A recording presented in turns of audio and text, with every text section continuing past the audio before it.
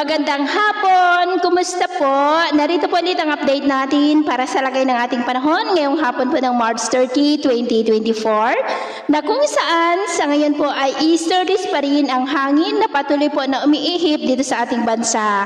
Walang anumang sama ng panahon sa loob at labas ng ating area of responsibility at ito naman ay pinapakita ng forecast model natin pong ginagamit hanggang po sa susunod na 2 linggo. At sa lagay ng ating panahon ngayong hapon ay maayos ang panahon sa malaking bahagi ng ating bansa pero may tsansa pa rin ng maulap na kalangitan with isolated rain sa ilang bahagi ng Ilocos Region, Cordillera, Claveria, Lanao Provinces, Tagum at Tawi-Tawi. At mamayang gabi maayos pa rin ang panahon sa malaking bahagi ng ating bansa pero may tsansa pa rin ng mga isolated rain sa ilang bahagi ng Ilocos Sur, La Union, Cordillera, Lanao Provinces at Zamboanga del Sur.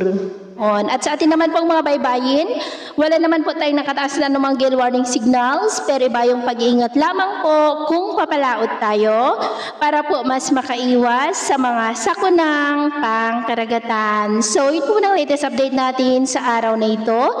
At ako pa muli si James na nagsasabing, sa kahit na pagsubok po na darating sa ating buhay, huwag po tayong mawawalan ng pag-asa. Thank you and God bless!